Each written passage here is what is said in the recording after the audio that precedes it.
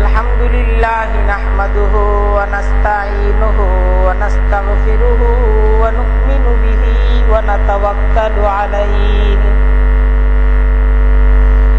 ونعوذ بالله من شرور أنفسنا ومن سيئات أعمالنا من يهده الله فلا مضل له ومن يضلله فلا هادي له ونشهد أن لا إله إلا الله وحده لا شريك له ونشهد أن سيدنا ومولانا محمدا عبده ورسوله أما بعد فأعوذ بالله من الشيطان الرجيم بسم الله الرحمن الرحيم فكلوا مما رزقكم الله حلالا طيبا واشكروا نعمة الله عليكم واشكروا نعمة الله إن كنتم إياه تعبدون صدق الله العظيم وصدق رسوله النبي الكريم ونحن على ذلك لمن الشاهدين والشاكرين والحمد لله رب العالمين سبحانك لا علم لنا إلا ما علمتنا إنك أنت العليم الحكيم رب اشرح لي صدري ويسر لي أمري واحلل عقدة من لساني يفقه قولي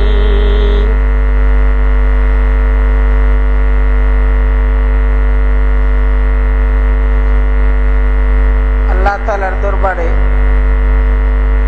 লাখ কোটি শুকরিয়া,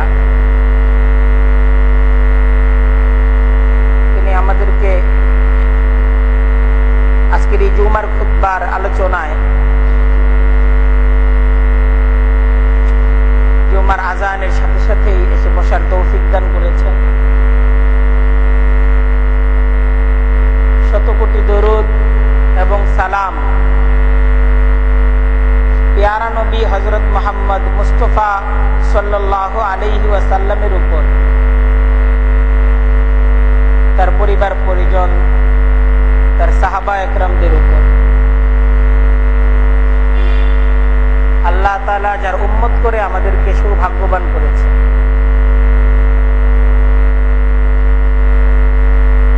আজকের আমাদের জুমার খুতবার আলোচনার বিষয়বস্তু হালাল হারাম সংক্রান্ত ইসলামের বিধি বিধান এবং এটার গুরুত্ব। প্রথম কথা, যে ইসলামী শরীয়ত হালাল হারাম এবং জায়েজ নাজায়েজের যে বিধান আমাদেরকে দিয়েছে,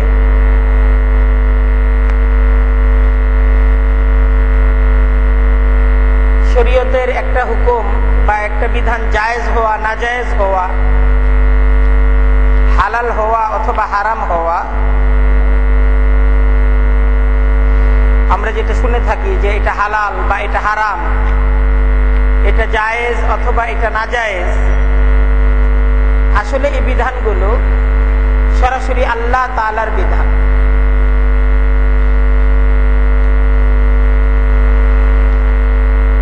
ইসলামী শরীয়তের এই বিধানগুলোকে মান্য করা,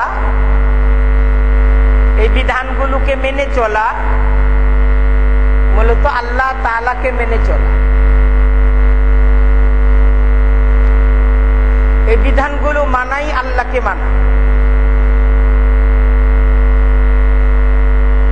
আর এই বিধানগুলোকে অমান্য করা, লঙ্ঘন করা, আল্লাহ তাআলার অবাধ্য হয়ে যাওয়া, আল্লাহ তাআলার হুকুমের বরখেলাফ করা।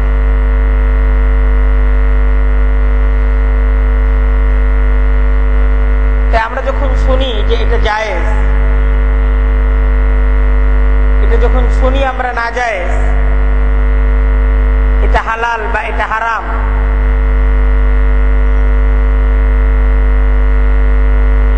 এই সমস্ত বিধানগুলো গুরুত্বপূর্ণ বিধান। যেহেতু এই সমস্ত বিধানগুলো মানার সাথে, মানার ভিত্তিতেই আল্লাহকে মানা, আল্লাহ তাআলার হুকুম মানা, আমি কি মানছি কিনা এটা নির্ভর করতেছে। আমি ইসলামী শরীয়তের এই সমস্ত হুকুমগুলো মানি না, এটাকে অমান্য করতেছি, আল্লাহকেই অমান্য করতেছি, আল্লাহকে মানতেছি। কুরআনে কারীমের সূরা নাহলের মাঝে 114 নম্বর আয়াত মহান রব্বুল আলামিন খুব গুরুত্ব সহকারে বলতেছেন, ফাকুলু মিম্মা রাযাকাকুমুল্লাহু হালালান তাইয়্যিবা ওয়াশকুরু নি'মাতাল্লাহি ইন কুনতুম ইয়্যাহু তা'বুদুন। ফাকুলু মিম্মা রাযাকাকুমুল্লাহু হালালান তাইয়্যিবা ওয়াশকুরু নি'মাতাল্লাহি ইন কুনতুম ইয়্যাহু তা'বুদুন। যদি তোমরা তারই বান্দা হও, ইন কুনতুম ইয়্যাহু তা'বুদুন, যদি সত্য সত্যই তোমরা আল্লাহর ইবাদতকারী হও, সত্য সত্যই তোমরা যদি আল্লাহকে মান্যকারী হও, আল্লাহর উপাসনাকারী হও, ফাকুলু মিম্মা রাযাকাকুমুল্লাহু হালালান তাইয়্যিবা, তাহলে আল্লাহ যে রিজিককে তোমাদের জন্য হালাল এবং পবিত্র করে দিয়েছেন, এই রিজিককে ভক্ষণ করো। ওয়াশকুরু নি'মাতাল্লাহ, আর আল্লাহর নিয়ামতের শুকরগুজার করো। যা হালাল করছেন এটা খাও আর শুকরিয়া আদায় করো, আল্লাহ তোমার প্রতি আমি রাজি আছি, আলহামদুলিল্লাহ।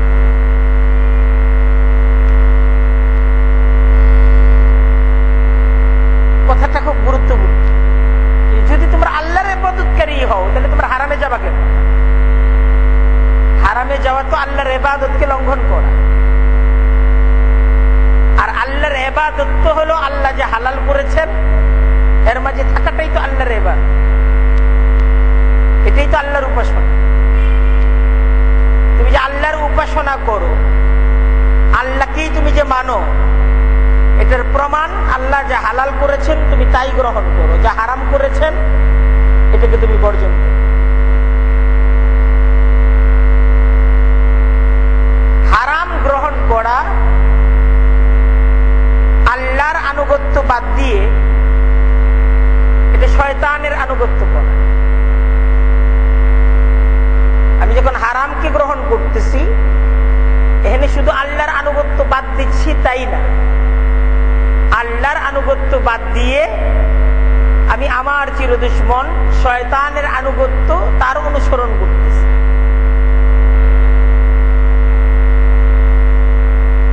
আল্লাহ বলতেছেন, ইয়া আইয়ুহান নাস কুলু মিম্মা ফিল আরদি হালালান তাইয়্যিবা ওয়ালা তাত্তাবিউ খুতুওয়াতিশ শাইতান ইন্নাহু লাকুম আদুউম মুবিন। শয়তানের অনুসরণ করো না, শয়তানের অনুসারী হইও না। ইন্নাহু লাকুম আদুউম মুবিন, শয়তান কিন্তু তোমার সুস্পষ্ট শত্রু। শয়তানের আনুগত্য করবো না। তার আগে বলতেছেন ফাকুলু মিম্মা রাযাকাকুমুল্লাহু হালালান তাইয়্যিবা কুলু মিম্মা ফিল আরদি হালালান তাইয়্যিবা। আল্লাহ জমিনে যা তোমাদের জন্য হালাল এবং পবিত্র করে দিয়েছেন এটাকে ভক্ষণ করো, এটাকে কামাই করো। তাহলে আল্লাহর আনুগত্য হইল। আর এটাকে বাদ দিয়ে যদি হারাম কামাই করা হইল, হারাম উপার্জন করা হইল, হারাম খাওয়া হইল, তাহলে আল্লাহর আনুগত্য বাদ দিয়ে শয়তানের আনুগত্য করা হলো। আর তোমরা শয়তানের আনুগত্য করো না।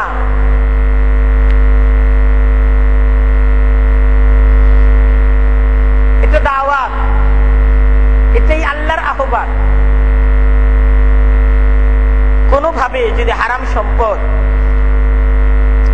আমার আপনার মালিকানায় চলে আসে,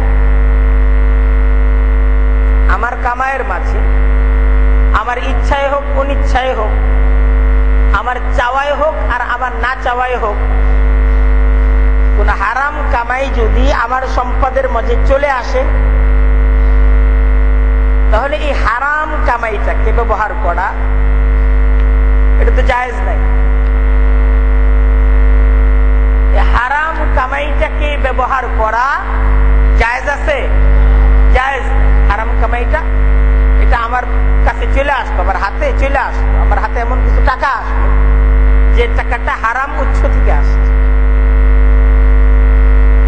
তো এই টাকাটা ব্যবহার করা, এটাকে ব্যবসার মাঝে লাগানো, এটার মাধ্যমে মুনাফা অর্জন করা, কোনো কিছুই জায়েজ।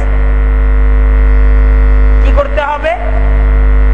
হারাম কামাইটা অন্যায় ভাবে যার থেকে আত্মসাৎ করা হয়েছে, যার কাছ থেকে নেওয়া হয়েছে, যার কাছ থেকে এই হারাম কামাইটা আমি গ্রহণ করেছি, সে যদি নির্ধারিত থাকে যে অমুকের কাছ থেকে এটা অন্যায় ভাবে নেওয়া হয়েছে, তাহলে তাকে ফেরত দিতে হবে। হারাম এই সম্পদটা অমুকের বাড়ি থেকে চুরি বা ঘুষ বা ডাকাতি করে বা জোরপূর্বক তাকে অন্যায় ভাবে তার কাছ থেকে নেওয়া হয়েছে, তাকে ঠকিয়ে, তাকে ধোঁকা দিয়ে, ওই লোকটা যদি নির্ধারিত থাকে, পরিচিত থাকে, তাহলে তার কাছে এই টাকাটা ফেরত দিয়ে আসতে হবে। এটাই শরীয়তের হুকুম।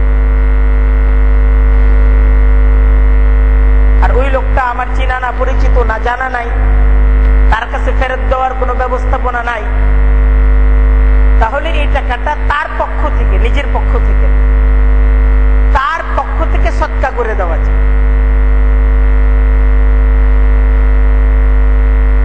কোন সওয়াবের নিয়ত ছাড়া, কোন সওয়াবের নিয়ত এটা মনেই করা যাবে না সওয়াবের কাজ করতেছে। এটা তার তরফ থেকে এই টাকাটা, এই সম্পদটা জনকল্যাণমূলক কোন খাতে বা জনকল্যাণমূলক কোন সেক্টরে বা গরিব যে সমস্ত ব্যক্তিরা তারা সদকা নিতে পারে এদেরকে দিয়ে দেয়।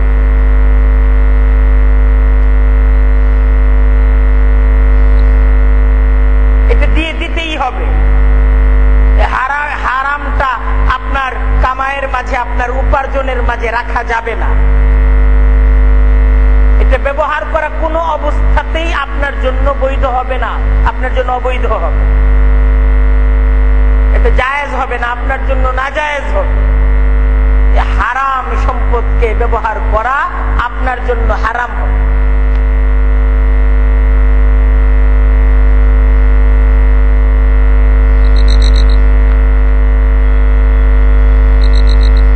হাদিসের মাঝে আসছে, হযরত মুআয ইবনে জাবাল রাদিয়াল্লাহু তাআলা আনহু তিনি হাদিস বর্ণনা করেন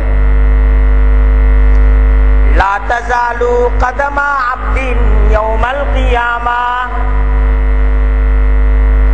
লা তাজালু মা তাজালু কদমা আবদিন ইয়াউমাল কিয়ামাহ হাত্তা ইউসআলা আন আরবাঈন। কিয়ামতের দিন একটা কঠিন দিন হবে। কিয়ামতের দিনটা এটা তামাশার দিন হবে না, আর কোন সহজ দিন হবে না। মানুষের জন্য কিয়ামতের দিনটা সবচেয়ে কঠিন দিন। কিয়ামতের ময়দানটা একটা কঠিন ময়দান হবে। কিয়ামতের দিনটা কিন্তু একটা কঠিন দিন হবে। আল্লাহর রাসূল হাদিসের মাঝে ইরশাদ করেন, কিয়ামতের দিন মা তাজালু কদমা আবদিন ইয়াউমাল কিয়ামাহ হাত্তা ইউসআলা আন আরবাঈন। চারটি বিষয়ের জবাব দিতে হবে।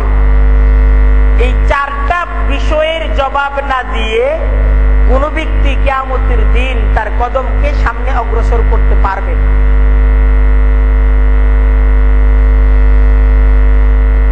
আন উমরিহি ফীমা আফনাহু, তাকে প্রশ্ন করা হবে তার জীবন সম্পর্কে, কোথায় সে তার জীবনটাকে ব্যয় করেছে। এই প্রশ্নের উত্তরটা দিতে হবে। কি কাজে তোমার যে এত বড় একটা জীবন ছিল, ৬০-৭০ বছরের একটা জীবন ছিল, ৮০-৯০ বছরের একটা জীবন ছিল, কি কামাই করছো? তোমার জীবনের কামাই কি? কি নিয়ে এসেছো? এটা একটা প্রশ্ন। কি আনছো? আন শাবাবিহি ফীমা আবলাহু, প্রশ্ন করা হবে যৌবন সম্পর্কে, কোথায় তা ক্ষয় করেছো। যৌবনের শক্তিটা কি কাজে ব্যয় করছো? প্রশ্ন হবে। এই প্রশ্নের জবাব তৈরি থাকতে হবে। আন মালিহি মিন আইনা ইকতাসাবাহু ওয়া ফীমা আনফাকাহু, সম্পদ সম্পর্কে জিজ্ঞেস করা হবে, কোথা থেকে কামাই করছো, কোথায় খরচ করছো। কামাইতে বৈধ ছিল না অবৈধ ছিল, হালাল পদ্ধতিতে ছিল না হারাম পদ্ধতিতে ছিল, এটাকে খরচ করছো কোথায়? জায়েজ কাজে খরচ করছো না নাজায়েজ কাজে খরচ করছো? আল্লাহর হুকুম মতো খরচ করছো না আল্লাহর হুকুমকে বাদ দিয়ে খরচ করছো?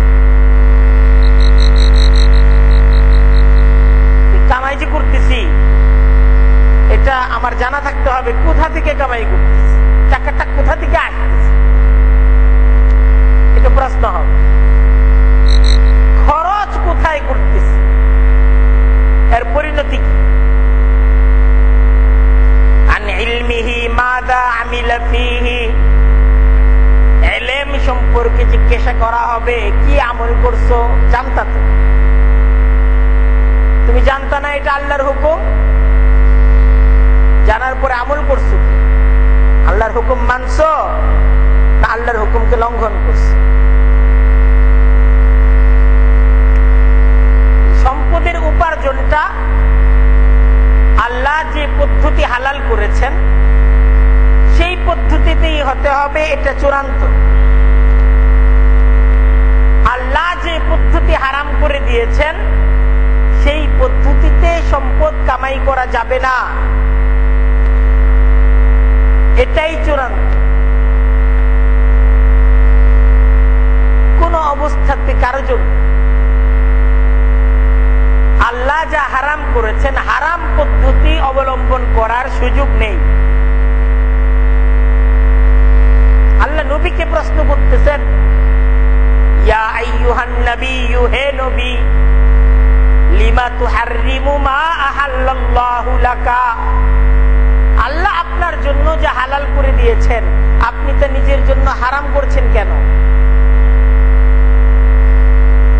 অর্থাৎ নবী নিজেও আল্লাহ যা হালাল করে দিয়েছেন এটাকে হারাম করতে পারেন না। সবাইকেই মানতে হবে। আর হালাল যেটা আর হারাম যেটা এই দুইটা এক না।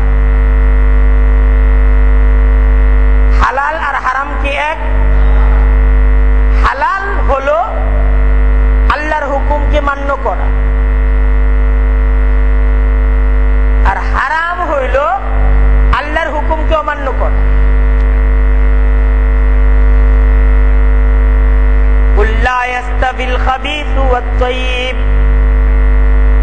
আল্লাহ বলতেছেন মানুষদেরকে শুনিয়ে দিন, লা ইয়াস্তাবিল খাবিসু ওয়াত-তাইয়্যিব, যেটা হালাল, যেটা পবিত্র, আর যেটা হারাম, যেটা নিষিদ্ধ, এই দুইটা কিন্তু সমান না। দুইটা ওয়ালাউ আ'জাবাকা কাসরাতুল খাবিস, ওয়ালাউ আ'জাবাকা কাসরাতুল খাবিস, যদিও হারাম, প্রচুর হারাম সম্পদ তোমাকে আনন্দিত করতেছে, তোমার কাছে প্রচুর সম্পদ আছে, কিন্তু এই সম্পদটা হারাম, এই হারাম সম্পদের উপর তুমি হারাম সম্পদের মাঝে তুমি হাবুডুবু খাচ্ছ। হারাম সম্পদ তোমাকে আনন্দ দিচ্ছে, তোমাকে ফুর্তি দিচ্ছে, হারাম সম্পদ তোমাকে সাজাচ্ছে, তোমার ঘর সাজিয়ে দিচ্ছে। হালাল তোমার কাছে নেই, তোমার ঘরটা সুন্দরভাবে সাজানো, কিন্তু হালাল সম্পদ দ্বারা। তোমার বাড়িটা সুন্দরভাবে সাজানো, কিন্তু হালাল সম্পদ দ্বারা না।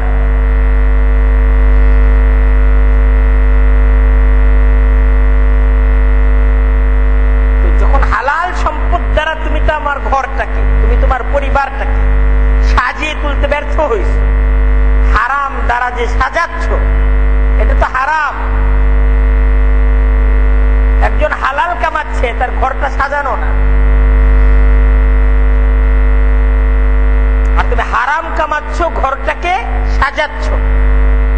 যে বলতেছে যে হালাল কামাই করতেছে আর যে হারাম কামাই করতেছে তারা কোনো অবস্থাতেই এক না। ফাত্তাকুল্লাহ, আল্লাহকে ভয় করো, আল্লাহকে তুমি ভয় করো। তোমার এই সাজিয়ে তোলা প্রাসাদ বাড়ি, তোমার এই সাজিয়ে তোলা বাগান বাড়ি, তোমার এই সাজিয়ে তোলা পরিবার পরিজন, সবই তুমি হারাম দ্বারা সাজাইছ। আর হারাম দ্বারা যারা, হারাম সম্পদ দ্বারা যারা তাদের বাড়িঘর থেকে নিয়ে শুরু করে তাদের জীবনকে সাজায়, আল্লাহ তাদের ব্যাপারে বলতেছেন উলাইকাল্লাযীনা ইশতারাবুদ যালালাতা বিল হুদা ওয়াল আযাবা বিল মাগফিরাহ, যে এরা আল্লাহ তাআলার হেদায়েতকে বাদ দিয়ে, আল্লাহর দেয়া জীবন ব্যবস্থাকে বাদ দিয়ে তারা গুমরাহি এবং পথভ্রষ্টতার পথটাকে গ্রহণ করে নিয়েছে। শুধু তাই না, তারা আল্লাহ তাআলার ক্ষমা গ্রহণ করার পথকে বাদ দিয়ে আল্লাহর আযাব গ্রহণ করার পথটাকে তারা গ্রহণ করে নিয়েছে। তুমি তোমার জন্য আল্লাহর আযাবকে গ্রহণ করে নিয়েছো, তুমি তোমার জন্য গুমরাহির পথটাকে গ্রহণ করে নিয়েছো। আল্লাহর দেয়া জীবন ব্যবস্থা এটাকে তুমি গ্রহণ করো নাই। আল্লাহ যেই পথে ক্ষমার ঘোষণা দিয়েছেন, যেই পথে জান্নাতের ঘোষণা দিয়েছেন, সেই পথটাকে তুমি কিন্তু গ্রহণ করো নাই। ফামা আসবারাহুম আলান নার, জাহান্নামের মাঝে তারা কিভাবে ধৈর্য ধরবে? আল্লাহ প্রশ্ন করতেছেন।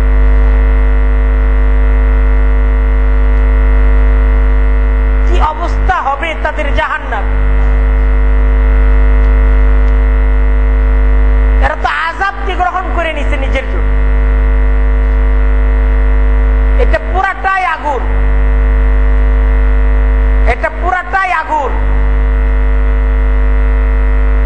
এই সমস্ত কিছুর দ্বারা জাহান্নাম তৈরি হচ্ছে।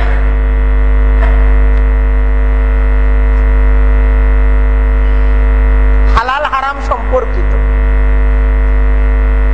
কুরআনে কারীমের মাঝে মহান রব্বুল আলামিন যে মূলনীতির আলোচনা করেছেন,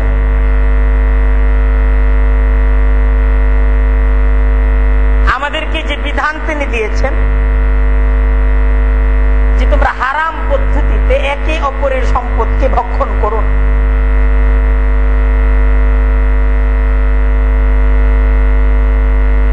এর দ্বারা তোমরা ক্ষতিগ্রস্ত হবে।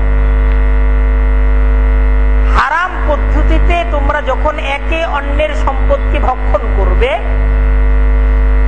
একে অন্য থেকে সম্পদকে আত্মসাৎ করবে, এর দ্বারা তোমরা নিজেরাই ক্ষতিগ্রস্ত হবে। তাকুলু আমওয়ালাকুম বাইনাকুম বিল বাতিল ওয়ালা তাকুলু আমওয়ালাকুম বাইনাকুম বিল বাতিল, যে তোমরা তোমাদের সম্পদকে অন্যায় পদ্ধতিতে ভক্ষণ করো। আমওয়ালাকুম, আল্লাহ বলতেছেন তোমাদের মাল, আমওয়ালাকুম তোমাদের মাল।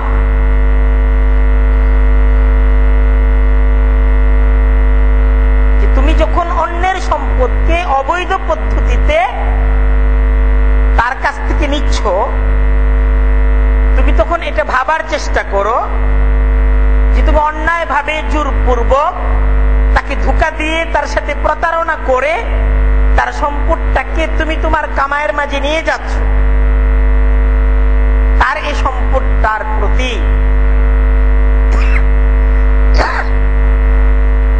সে তো ঠিক তেমন ভাবে তার সম্পদকে ভালোবাসে যেমন তোমার সম্পদকে তুমি ভালোবাসো।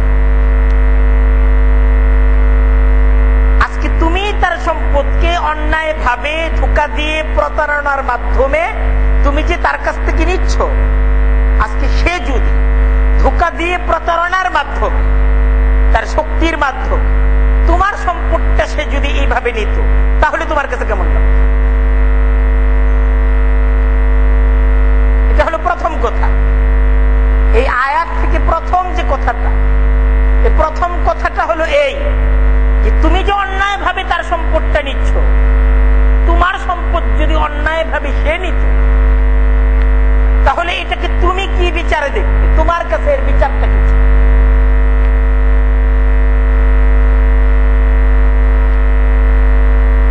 আল্লাহ বলছেন তোমার ভাইয়ের সম্পদ তুমি নিচ্ছ, এটা তো তোমার সম্পদই, তুমি অন্যায় ভাবে তুমি আত্মসাৎ করছো। দ্বিতীয় যে বিষয়টা এই আয়াত থেকে বের হয়, যে তোমার সম্পদে অন্যায় হস্তক্ষেপ তুমি যখন করবে, তুমি যখন অন্যায় ভাবে তোমার সম্পদটাকে কামাই করবে, তখন অপর ব্যক্তিও তার সম্পদে অন্যায় ভাবে হস্তক্ষেপ করবে। যেমন একটা দৃষ্টান্ত, আমি যদি আমার সম্পদের মাঝে ভেজাল মিশানোর প্রথা শুরু করি, আমি যখন দুধ বিক্রি করার সময় এটার মাঝে ভেজালকে মিশ্রিত করব, তো আমি ভেজাল দুধ আমার ক্রেতাদেরকে দিচ্ছি। তাহলে এই ভেজাল মিশানোর এই পদ্ধতি আমি যে চালু করলাম, আমি তো দুধের মাঝে ভেজাল দিলাম। তো আমার প্রয়োজন দুধ বিক্রি করা, আবার আমার প্রয়োজন ঘি কিনা। তো আমি যখন দুধে ভেজাল দিলাম, ঘি বিক্রেতা ঘির মাঝেও ভেজাল দিবে।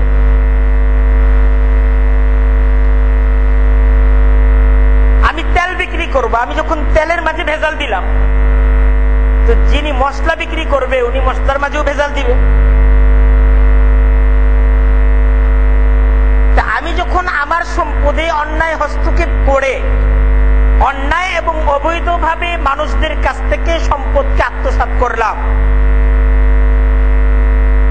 তো সমাজের মাঝে বিশৃঙ্খলা এবং ভেজালের এই যে ধারা শুরু হবে, আমি কিন্তু এর থেকে বাঁচবো না, আমি নিজেও ভেজাল দ্বারা আক্রান্ত। ইসলাম পূর্ণ পৃথিবীবাসীকে এ হুকুম দিচ্ছে, এই দাওয়াত দিচ্ছে, ইসলাম এই বিধান দিচ্ছে যে তোমার সম্পদে অন্যায় কোন হস্তক্ষেপ, তোমার সম্পদের মাঝে অন্যায় ভাবে কোন ধরনের ভেজাল মিশ্রণের কাজটা এটা তুমি করো না, তুমি হারাম থেকে বাঁচো। তুমি আর তোমরার মাধ্যমেই তো একটা সমাজ, তুমি নিজে বাঁচো, সমাজ বাঁচবে। তুমি নিজে ফিরে আসো, এ সমাজ ফিরে আসো। আমি যদি ফিরে আসি, সমাজ ফিরে আসে। ফিরে আসার জিম্মাদারিটা আমার থেকেই ফিরে আসা শুরু করতে হবে। ইসলামের দাওয়াতটা পাওয়ার পর আমি যখন ইসলামের দাওয়াতকে গ্রহণ করব, আমি যখন এই ইসলামের দাওয়াত দিব, সমাজ ধীরে ধীরে ইসলামে ফিরে আসবে। আর সবাই যখন ইসলামে ফিরে আসবে, সমাজটা দূষণ মুক্ত হবে, সমাজটা ভেজাল মুক্ত হবে, সমাজটা এরকম ভাবে হারাম মুক্ত হবে।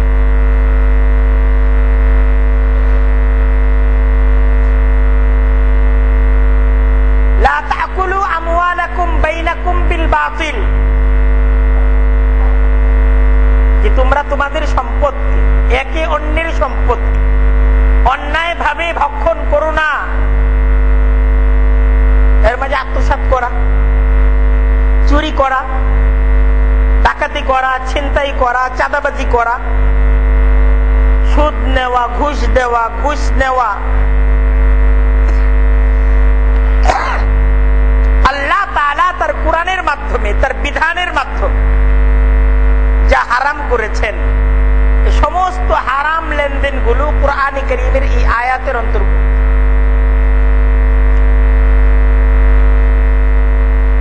হারাম লেনদেন আপনি যখন করছেন, উভয় পক্ষের সন্তুষ্টিতেও যদি হারাম লেনদেন হয়, হারাম হারামি, যে উনি ইচ্ছাকৃত ভাবে খুশি হয়ে আমাকে ঘুষ দিচ্ছেন, এটা যদি খুশি হয়েও তিনি দেন, এটা আল্লাহ তাআলার বিধানে হারাম, এটা হারামই থাকবে, এটা কোনোভাবেই হালাল হবে না।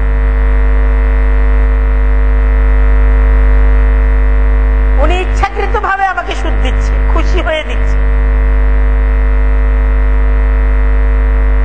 এটা তো আল্লাহর বিধান, আল্লাহ হারাম করছে।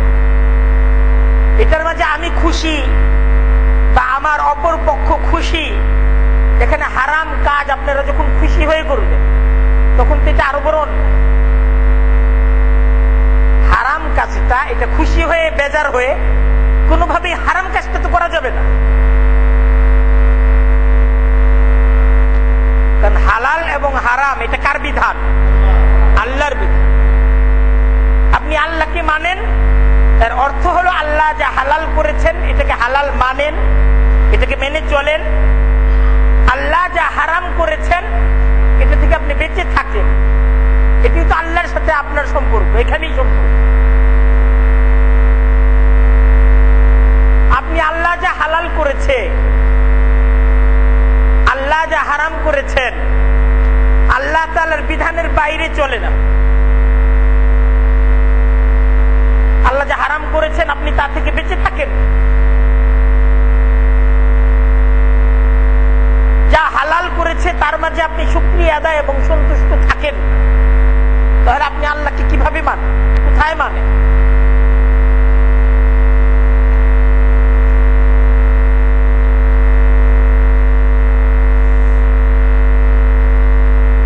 আদালতের রায়ের মাধ্যমে যদি আমি কোনো হারাম সম্পদ ভোগ করি, সম্পদটা আমার না, আদালতের রায়ের মাধ্যমে সাক্ষ্য প্রমাণের ভিত্তিতে আমি আইনত এই সম্পদটাকে আমার করে নিলাম,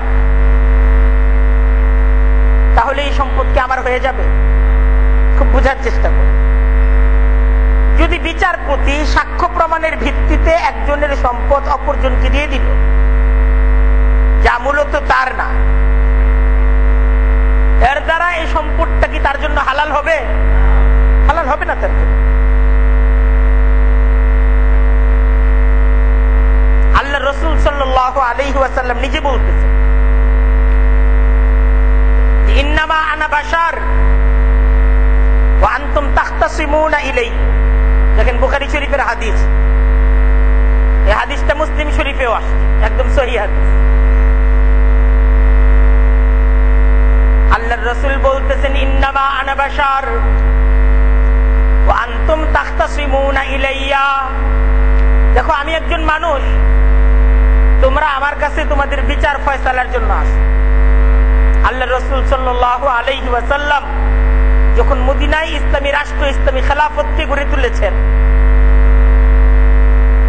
তখন মদিনার যাবতীয় বিচার আচার এটার ফয়সালার জন্য মদিনাবাসী আল্লাহ রাসূলের কাছে আসত। আল্লাহ রাসূল সাল্লাল্লাহু আলাইহি ওয়াসাল্লাম বলতেছেন, ইন্নামা আনা বাশার ওয়া আনতুম তাখতাসিমুনা ইলাই। দেখো আমি তো মানুষ, তোমরা তোমাদের বিচারের জন্য আমার কাছে আসো, সতর্ক হও। ওয়ালা আল্লাহ বাযুকুম আইয়াকুনা আলহানা বিহুজ্জাতিহি মিন বাযিন। তোমাদের মাঝে কেহ তার কথাবার্তায়, তার দলিল প্রমাণে তার অপর ভাইয়ের চাইতে বেশি সুদক্ষ হতে পারে। একজনের দলিল প্রমাণ খুব সুন্দরভাবে উপস্থাপন করতে পারলো, সে প্রমাণগুলোকে, সাক্ষীগুলোকে সুন্দরভাবে আমার কাছে উপস্থাপন করলো। আমি তো বিচার করি সাক্ষ্য প্রমাণের ভিত্তিতে, যা আমি শুনি তার ভিত্তিতে আমি বিচার করি। তো যার দলিল মজবুত হবে আমি তার পক্ষে বিচার করি। যে মজবুত ভাবে তার দলিলকে আমার কাছে উপস্থাপন করতে পারবে আমি তো তার পক্ষেই বিচার করে দিই। ফামান কাযাইতু লাহু বিশাইইন মিন হাক্কি আখিহি, ফামান কাযাইতু লাহু বিশাইইন মিন হাক্কি আখিহি। এমন যদি হয়ে যায় সম্পদটা তোমার না, তোমার ভাইয়ের সম্পদ, কিন্তু আমার ফয়সালায় সাক্ষ্য প্রমাণের ভিত্তিতে সম্পদটা তুমি পেয়ে গেলে, যদি হয়ে যায় ফালা ইয়াখুযুহু, তোমরা সে সম্পদকে গ্রহণ করবে না। সাবধান, সে সম্পদকে গ্রহণ করো না। ফাইন্নামা আক্তাউ লাহু কাতাআতাম মিনান নার। যদি এই অন্যায় ফয়সালার ভিত্তিতে, অন্যায় সাক্ষ্য প্রমাণের ভিত্তিতে আমিও যদি সম্পদটা তোমার জন্য ফয়সালা করে দেই, তুমি তো অন্যায় ভাবে নিলে, আমি তোমার হাতে জাহান্নামের একটা টুকরাই দিয়ে দিই, জাহান্নামের টুকরাই দিয়ে দিই।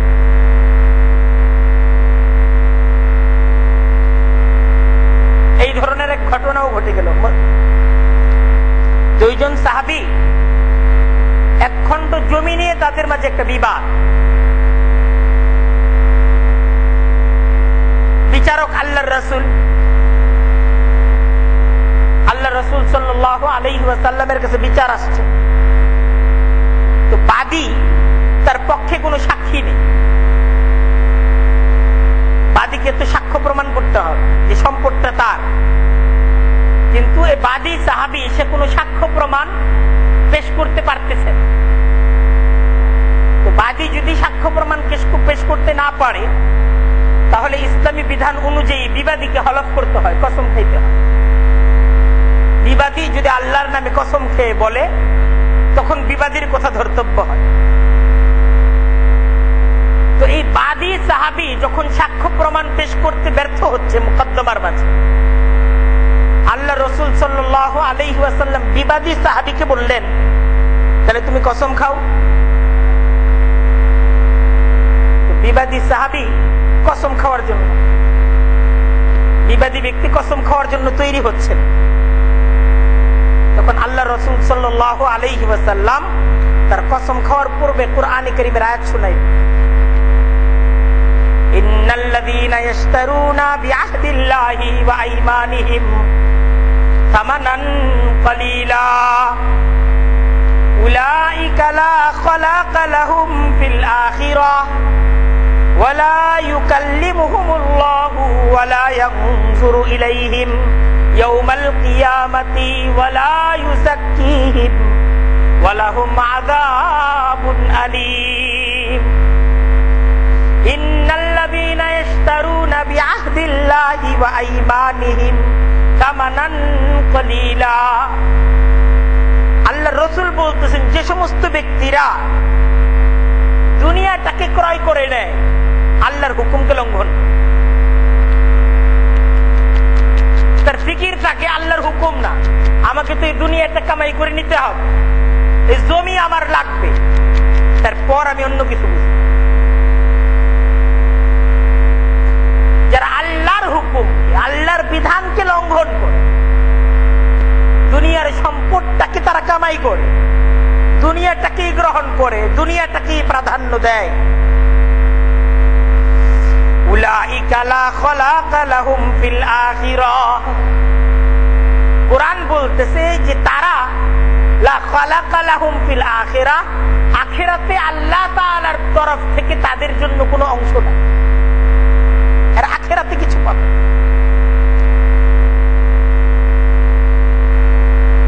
কারণ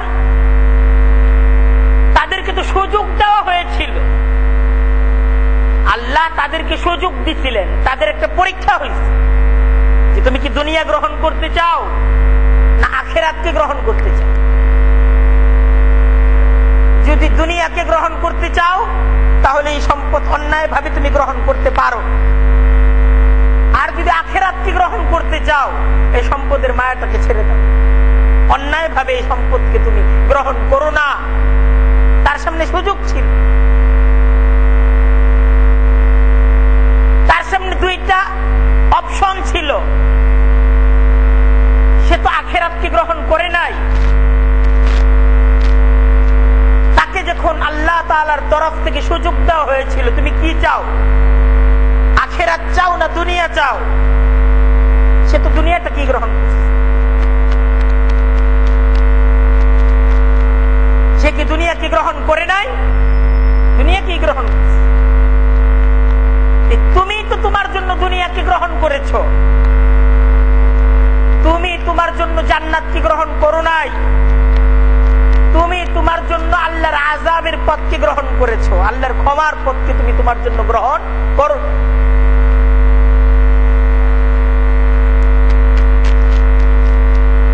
উলাইকাল্লাযীনা ইশতারাবুদ দালালাতা বিল হুদা, তারা আল্লাহর দেয়া জীবন ব্যবস্থাকে গ্রহণ করে নাই।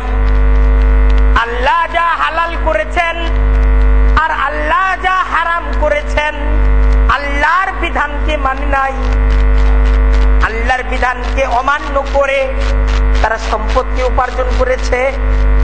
ওয়ালা আযাবা বিল মাগফিরাহ, এর ফলাফল হলো এই, তারা আল্লাহর ক্ষমা পাবে না, তারা আল্লাহর আযাবকেই গ্রহণ করে নিয়েছে,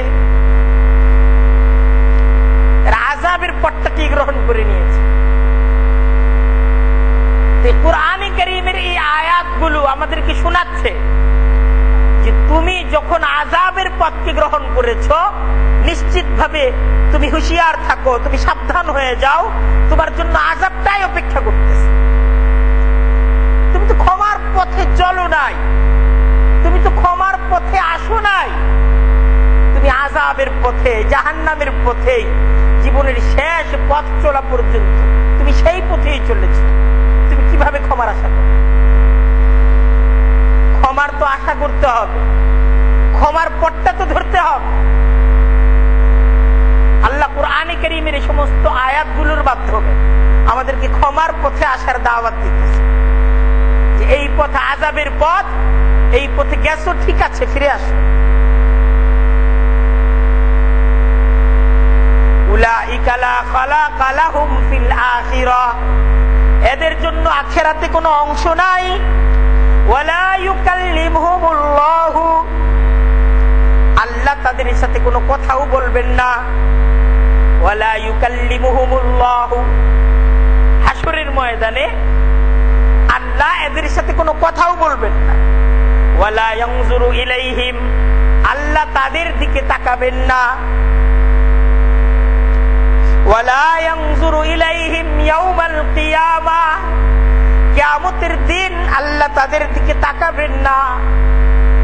আল ইয়াউমা নানসাকুম কামা নাসিতুম লিকা ইয়াউমিকুম হাযা, আল্লাহ বরং এই ঘোষণা দিবেন আল ইয়াউম, আজকের দিন, নানসাকুম, তোমাদেরকে আমি ভুলে গেছি, কামা নাসিতুম লিকা ইয়াউমিকুম হাযা, যেমন আজকের এই দিনটাকে তোমরা কোনোদিন মনে করো নাই, তোমরা ভুলে গিয়েছো, তোমরা ভাবো নাই আল্লাহর বিধানকে লঙ্ঘন করছি, আল্লাহর কাছে তো আমাকে জবাবদিহিতার সম্মুখীন হতে হবে, এই চিন্তাটা কোনোদিন তুমি করো না। তুমি আমাকে ভুলে গিয়েছিলে, আমিও তোমাকে ভুলে গেলাম।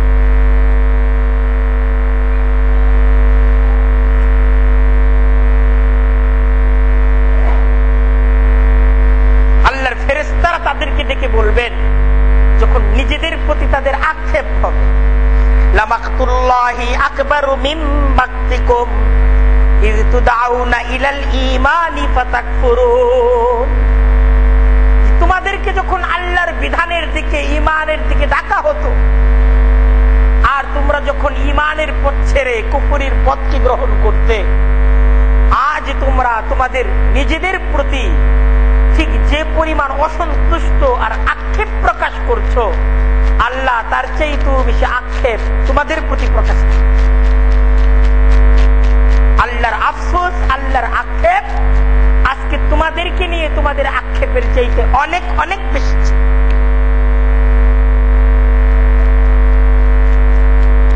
আল্লাহ তো সুযোগ দিয়েছিলেন তোমাদের, সুযোগ তো ছিল তোমাদের, ফিরে আসার একটা সুযোগ তোমাদের ছিল। আল্লাহর কোরআন তো তোমাদেরকে ডেকেছিল, লা তাকনাতু মির রাহমাতিল্লাহ ইন্নাল্লাহা ইয়াগফিরুয যুনুবা জামিআ ইন্নাহু হুয়াল গফুরুর রহিম ওয়া আনিবু ইলা রাব্বিকুম ওয়া আসলিমু লাহু মিন ক্বাবলি আন ইয়াতিয়াকুমুল আযাব সুম্মা লা তুনসারুন ওয়াত্তাবিউ আহসানা মা উনজিলা ইলাইকুম মির রাব্বিকুম মিন ক্বাবলি আন ইয়াতিয়াকুমুল আযাবু বাগতাহ। আল্লাহর কোরআন তো তোমাদেরকে ডেকেছে, লা তাকনাতু মির রাহমাতিল্লাহ। ভুল পথে চলেছো, ভুল পথে তুমি চলেছো, এখনো সময় শেষ হয় নাই। আল্লাহর রহমত থেকে তুমি নিরাশ হয়ো না, তুমি ফিরে আসো। ইন্নাল্লাহা ইয়াগফিরুয যুনুবা জামিআ। তোমার ভুল যদি প্রচুর হয়ে থাকে, অনেক হয়ে থাকে, আল্লাহ তিনি ক্ষমাশীল দয়াবান, তোমার ভুল আল্লাহর দরবারে ক্ষমা হয়ে যায়। কিন্তু আনিবু, তুমি ফিরে আসো ইলা রাব্বিকুম, আল্লাহর হুকুমকে মানো, ফিরে আসো। ওয়া আসলিমু লাহু, মুসলিম হয়ে যাও। মিন ক্বাবলি আন ইয়াতিয়াকুমুল আযাব, আযাব আসার আগে, আযাবের ফয়সালা চূড়ান্ত হওয়ার আগে, আর এই কবর পর্যন্ত আসার আগে নিজেকে পরিবর্তন করো। আমার আপনার পরিবর্তনের অঙ্গীকার এই পৃথিবী থেকেই নিতে হবে। আমার নিজেকেই পরিবর্তনের অঙ্গীকার নিতে হবে। আমার নিজেকেই হারামটা ছেড়ে দিতে হবে, হালালটাকে ধরতে হবে, আমার নিজেকেই ধরতে হবে। আমি যদি আমার ব্যাপারে সিদ্ধান্ত নিতে ব্যর্থ হই, আমার ব্যাপারে সিদ্ধান্ত আর কেউ নিবে। আল্লাহ কুরআনে কারীমের মাধ্যমে হালাল হারামের যে দাওয়াত, জায়েজ না জায়েজের যে বিধান, আল্লাহকে মান্য করার যে বিধান আল্লাহ তাআলা আমাদেরকে দিয়েছেন, এটাই চূড়ান্ত বিধান। কুরআনে কারীমের এই বিধানের উপরই আখিরাতের হাসরের ময়দানের বিচার হবে। কিয়ামত পর্যন্ত এই কোরআনটাই আমাকে আপনাকে ডাকবে যে আমাকে মেনে চলো। মেনে চলার স্বাধীনতা আমার আপনার। কোরআনকে আমি আপনি যদি মেনে চলি, হাসরের ময়দানে আল্লাহকে মেনে চলা বান্দা হিসেবে, মুসলিম হিসেবে আমার আপনার উত্থান। আর যদি মেনে না চলি, আমি যদি সিদ্ধান্ত গ্রহণ করি যে এই হালাল হারাম এটার বাছ বিচার করে চলা আমার দ্বারা সম্ভব না, আমি এটার উপর থাকতে পারবো না, তাহলে আমাকে আপনাকে জাহান্নামের কঠিন যন্ত্রণাদায়ক জীবনে, অনন্ত অসীম জীবনের জন্য থাকতে হবে।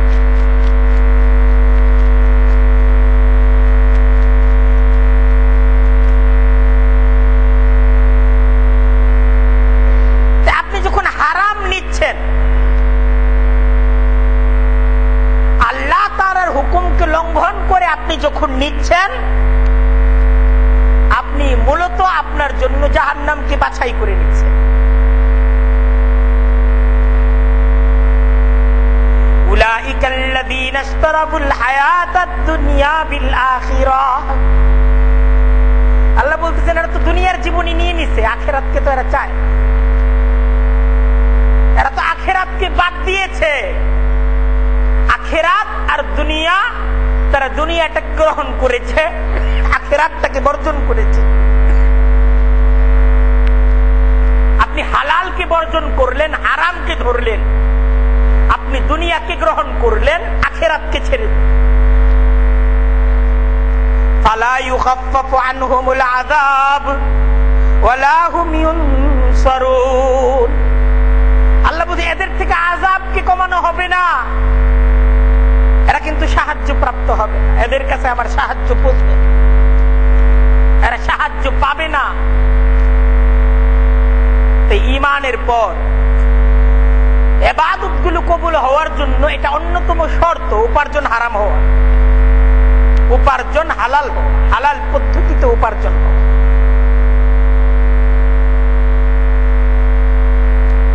উপার্জন যখন হালাল হবে আপনার ইবাদত কবুল হবে। হারাম টাকা এটা এমন টাকা, আপনার হারাম টাকার প্রসাদ আছে, হারাম টাকার খাজানা আছে। ইসলাম আপনার উপর যাকাতকে ফরজ করবে, হারাম টাকায় যাকাত ফরজ হয়, হারাম টাকায় ফিতরা ফরজ হয় না, হারাম টাকায় কুরবানি ফরজ হয় না, হারাম টাকায় হজ ফরজ হয় না, হারাম টাকায় যাকাত নাই, হারাম টাকায় ফিতরা নাই, হারাম টাকায় কুরবানি নাই, হারাম টাকায় হজ নাই, হারাম টাকায় কোনো দান সদকা নাই। হারাম টাকায় ওয়াজিব হলো আপনি হারাম পদ্ধতিতে এই সম্পত্তি যাদের কাছ থেকে নিয়েছেন তাদেরকে ফেরত দেওয়া, এটা ওয়াজিব। এটা আল্লাহর বিধান। আপনি হারাম টাকা দান করবেন, হারাম টাকায় হজ করবেন, হারাম টাকায় কুরবানি দিবেন, কুরবানি আদায় হবে, হজ আদায় হবে, কোনটাই আদায় হবে হারাম টাকা। আপনি ইবাদত তো হালাল টাকার উপর আছে, আপনি হারাম টাকায় দাওয়াত খাওয়াবেন, আপনার কামাই হারাম, এই হারাম টাকা এটা যখন আপনি অপর লোকদেরকে দাওয়াত খাওয়াচ্ছেন এটা তো আরো বড় অপরাধ হচ্ছে।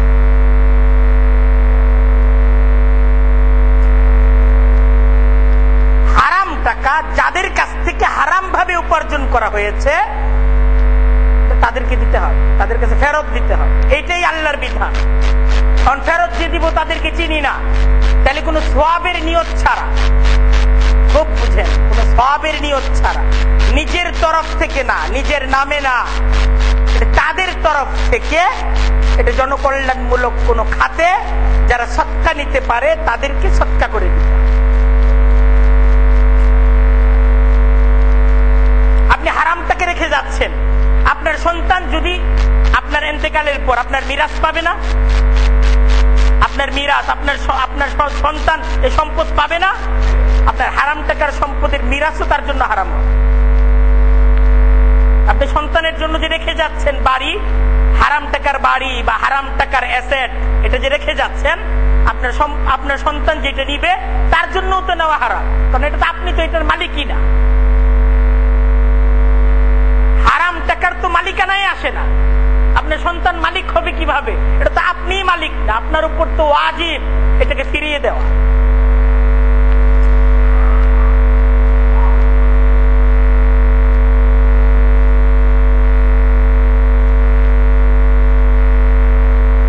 দেখেন এই বিধানগুলো আল্লাহর বিধান, এই বিধানগুলো আমি আপনি যখন মানব, এই বিধানগুলোর মান্যতার সাথে আল্লাহকে মান্যতার সম্পর্ক। আমি কি আল্লাহকে মানতেছি, এর অর্থ আমি কি আল্লাহর বিধান মানতেছি? আমি আল্লাহর হুকুম মানতেছি না, তাহলে আমি আল্লাহকে কিভাবে মানতেছি? আর আমি যখন আল্লাহকে মানতেছি না, আল্লাহর হুকুম গুলোকে আমি মানতেছি না, আমি তো যাচ্ছি, একা যাচ্ছি, আমার কবর পর্যন্ত আমার সন্তান আমার সাথে যাবে, আমার লাশের সাথে কবর পর্যন্ত যাবে, এই যে কবরের মাঝে রেখে আসবে, কেউ এর পরের খবরটা নিবে না। এটাই তো চূড়ান্ত। আমাদের এই জীবনের এর মানে পরিণতি কি? আমাদের এই জীবনের পরিণতিটা কি একটু ভাবেন। আমরা কোথায় যাচ্ছি? আমরা এই সমস্ত মানুষকে একসাথে যাচ্ছি না একা একা যাচ্ছি? আমি একা যাচ্ছি। আমি আজকে যখন চলে যাব, আমার আমলগুলো আমার সাথে যাবে, আপনারা কেউ আমার সাথে যাবে, এই মহব্বতের কোনো মানুষই আমার সাথে যাবে। আমাকে জবাব দিতে হবে তুমি কোথা থেকে কামাই করেছো।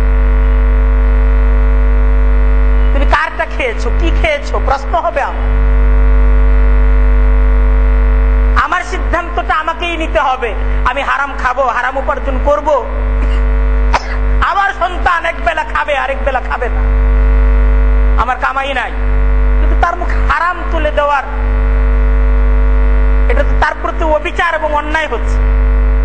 আমি তার জীবনকে নষ্ট করে দিচ্ছি তার মুখে হারাম তুলে। হারাম খাবার দ্বারা সে অন্যায় এবং পাপাচারের দিকে এগিয়ে যাচ্ছে, তার মাঝে কোনো আখলাক তৈরি হচ্ছে। আজকের দাওয়াত কুরআনে কারীমের এই আয়াতকে সামনে নিয়ে আজকে আপনাদেরকে বিশেষ একটা দাওয়াত। আল্লাহ বলতেছে, ইন কুনতুম ইয়াহু তা'বুদুন, তোমরা যদি আল্লাহর বান্দা হও, যদি আল্লাহর ইবাদতকারী হও, যদি লা ইলাহা ইল্লাল্লাহ এই কালিমাতেই তোমরা বিশ্বাসী হও, আল্লাহ ছাড়া আমাদের আর কোনো প্রভু নাই, যদি সত্যি এ কথায় তোমরা বিশ্বাসী হও, ফাকুলু মিম্মা রাযাকাকুমুল্লাহু হালালান তাইয়্যিবা, তাহলে আল্লাহ তোমাদেরকে হালাল পবিত্র যে রিজিক দিয়েছেন ওইটা নেন, এটার উপর সন্তুষ্ট থাকো। ওয়াশকুরু লিল্লাহ ওয়াশকুরু নি'মাতাল্লাহ, এটাকে আল্লাহর নিয়ামত হিসেবে গ্রহণ করো। হারামটা তো আল্লাহর নিয়ামত না, এটা আল্লাহর গজব হিসেবে তোমার কাছে। আমার জন্য এত দামি ফ্ল্যাট তো ফরজ না, এত দামি ফ্ল্যাট আমার জন্য ফরজ না, এত মজার খাবার আমার জন্য ফরজ না। আমার নবী আল্লাহ তাআলা সৃষ্টির সবচাইতে প্রিয় করে আল্লাহ যাকে সৃষ্টি করেছে, ওনার পরিবারের হালত কি ছিল? দিনের পর দিন তার ঘরে চুলা পর্যন্ত জ্বলত না। সেই নবীর উম্মত না আমরা? আমরা সেই নবীর অনুসরণ করতে পারি না? একদিন আমার ঘরে খাবার পাকানো হবে, আরেকদিন প্রয়োজনে হবে না। আল্লাহ রাসূল 10 বছর মসজিদে নববীর পাশে তার ঘর ছিল, যে ঘর তৈরি হয়েছিল 10 বছর মৃত্যু পর্যন্ত, ওফাত পর্যন্ত সেই ঘরেই থাকছে। ঘরের দ্বিতীয়বার মেরামত হয়, এক ঘরে 10টা বছরের জীবন কাটায় দিছে। পূর্ণ আরব বিশ্বের খলিফা হিসেবে জিম্মাদারি পালন করেছে, কিন্তু ঘরের দিকে তাকান। আজকে আমার আপনার ঘর সুন্দর হয়, কিন্তু আমার আপনার আমল পরিবর্তন হয় না। আমার আপনার আমল পরিবর্তনের চিন্তা, আমার আপনার আমলকে পরিবর্তন করার দাওয়াত গ্রহণ, জানার চেষ্টা করি আমার জন্য হালাল কি, আমার জন্য হারাম কি, সিদ্ধান্ত গ্রহণ করি আমি হালালের উপর আমার জীবনের শেষ মুহূর্ত পর্যন্ত চলি। কিছু থাকলে থাকবে, কিছু থাকলে থাকবে, কিন্তু আল্লাহর কাছে যাব। আল্লাহ দুনিয়াতে কিছু রাইখা আসি নাই, আমার কিছু নাই। আল্লাহ তোমার বান্দা হিসেবে তোমার কাছে উপস্থিত হইতে পারছে, এটাই আমার জীবনের সফলতা। জান্নাত পাবেন না? আরে জান্নাত পাবেন না? জান্নাত পাবেন। সব ছেড়ে দেন, আমার তো প্রয়োজন জান্নাত, প্রয়োজন তো জান্নাত। আর হালালকে পবিত্র রিজিক হিসেবে ভক্ষণ। আল্লাহ তাআলা আমাদের সবাইকে বুঝার, আমল করার তৌফিক দান করুক। ওয়া আখিরু দাওয়ানা আলহামদুলিল্লাহি রাব্বিল আলামিন।